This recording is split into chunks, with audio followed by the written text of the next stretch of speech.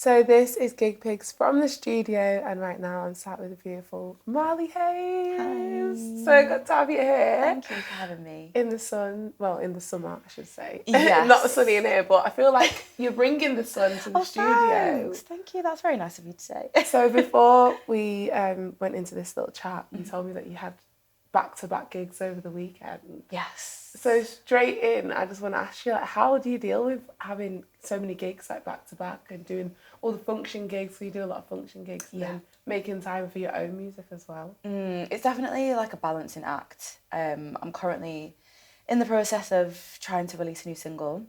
So I'm really excited, but it's also, again, that's a balancing act in itself because, you know, I'm an independent artist, so I'm doing everything myself, all the uploading, all the PR, like shooting all the artwork with my partner, shooting a music video, editing it.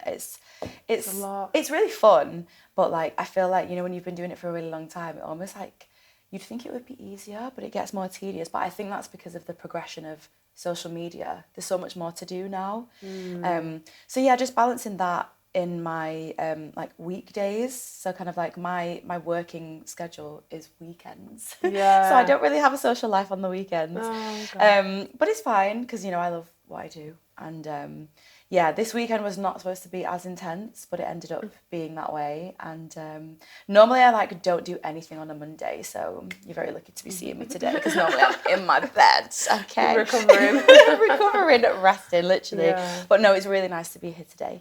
Oh, I love that. And you mentioned that obviously your partner helps you with the music stuff. How amazing is it to have that support base and someone to actually be able to help you with your music career? Yeah, no, it's really amazing. Like having someone like that kind of like at your fingertips, it's quite a blessing, I think, because obviously that's a whole kind of other kettle of fish, like that you would have to finance yourself. And I do always offer to pay him, but I guess because he's my partner, he's like, no, it's fine. Yeah, which is really, really nice. So yeah, to be able to like, you know, just be like, are you free tomorrow? Like, could we just like pick an hour and just shoot some pictures or something for like socials or whatever?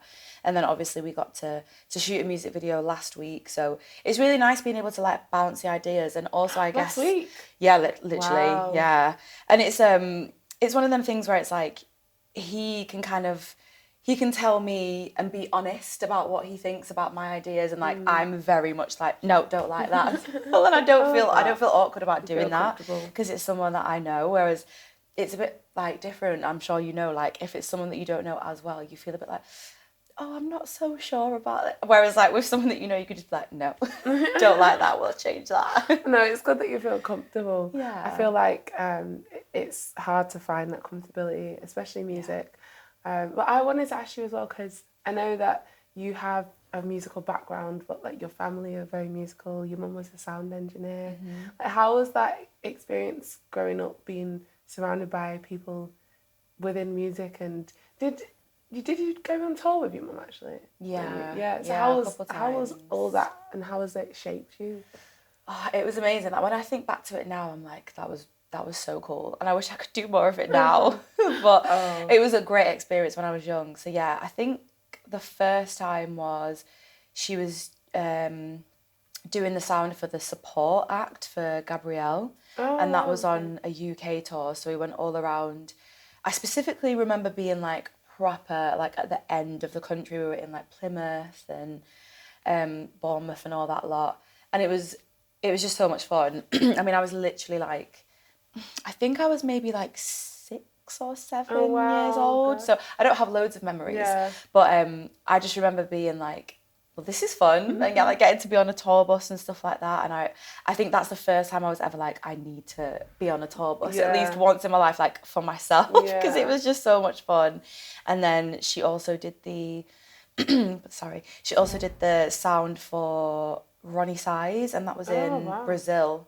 So we went over there, which was insane. Gosh, that's a once in a lifetime opportunity to go to Brazil. I know. Like, it's really weird. Like, when I think, like, yeah, I can say I've been to Brazil, but again, I think I was around a similar age, so I don't really remember it. I'd love to go and experience it as an adult now, especially knowing like how rich the culture is and the music scene over there. It's crazy. Oh my God, I would love to experience that now.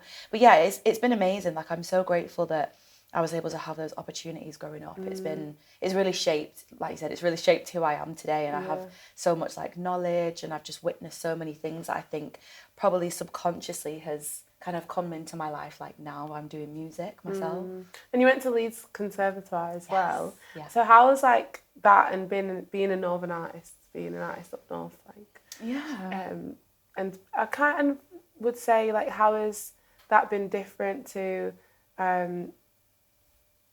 maybe the possibility of you growing up down south, or like, how do you think being an artist up north has been for you? I would say, I feel like looking back now, going to uni was great, and it definitely gave me like the contacts that I needed, and I mean that just in like general life as well, because I made like some of my greatest friends at uni as well.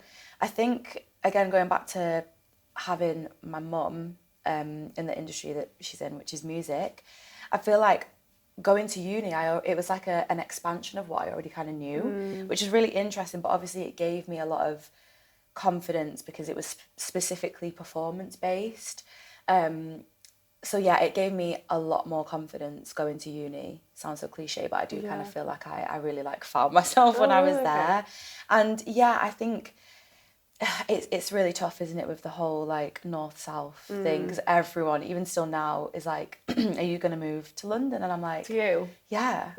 And I feel like, you know, if I could, I would, but I'm very aware that my quality of life would have to change, and I'm not really willing to give that up. And personally, I love the community that like we have in Manchester between like us and our peers and stuff like that.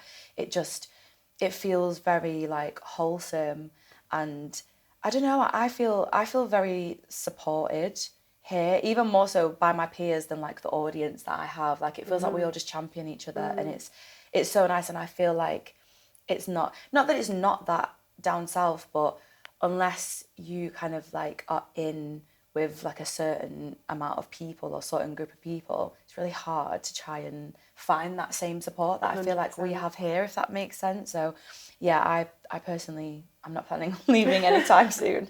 I'm staying put. It's an interesting thought though. Yeah. Do you know, like, looking back, is there anything you wish you would have known back then that you know now? Oh gosh, probably like a whole heap of things. I feel like I wish I would have like maybe gotten ahead of like the whole social media thing a little bit more. Like, a lot of my like my mum, like her generation, they were like, oh, you're so savvy on social media, and I'm like, trust me, I'm not. Like, there's so much more to learn now. Like, I feel like we were like the generation, I think I'm probably a little bit older than you, but we're the generation where anyway,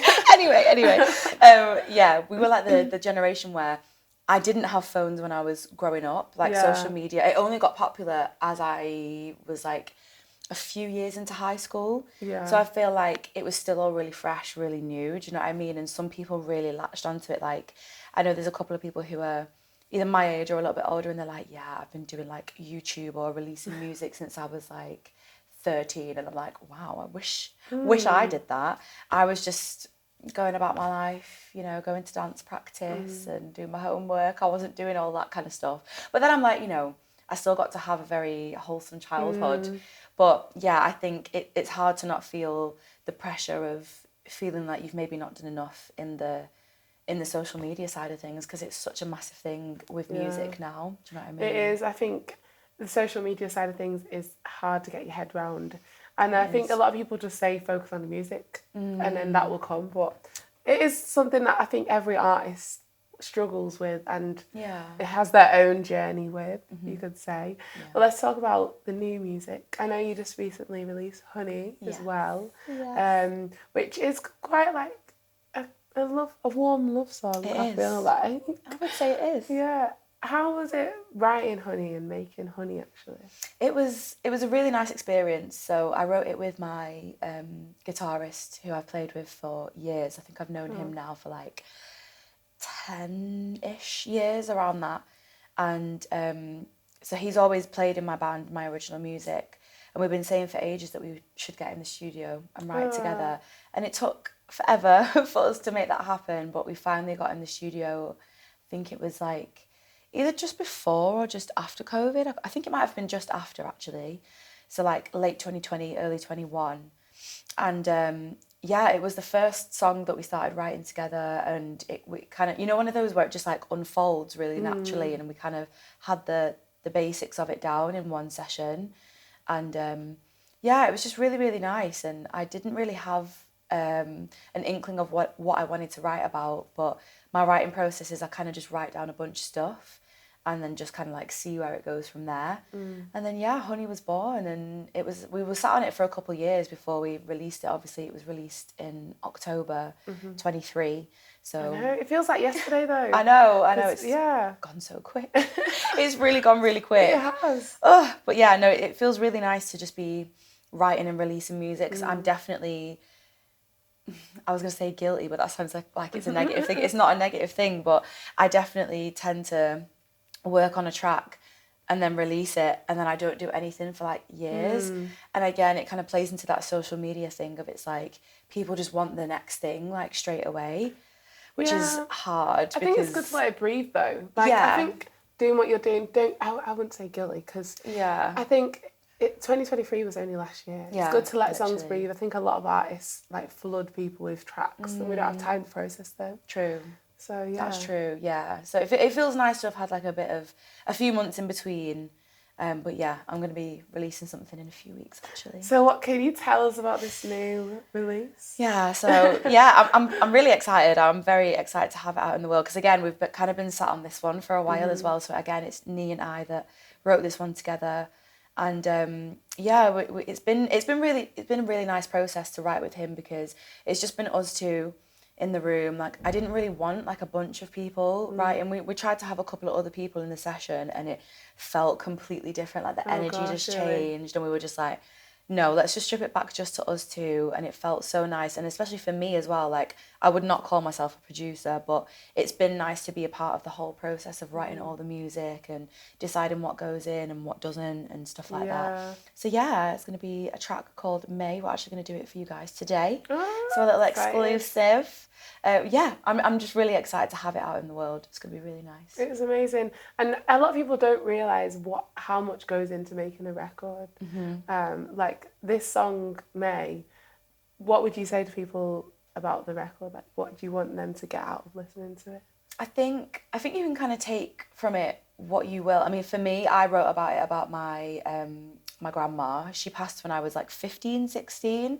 So I didn't really get the chance to, you know, experience her as I probably would have liked to, like as an adult. And I kind of feel like it explores it in the lyrics anyway. I kind of feel like I was almost like robbed of time with her. Very deep. Sorry for the deepness on a Monday morning.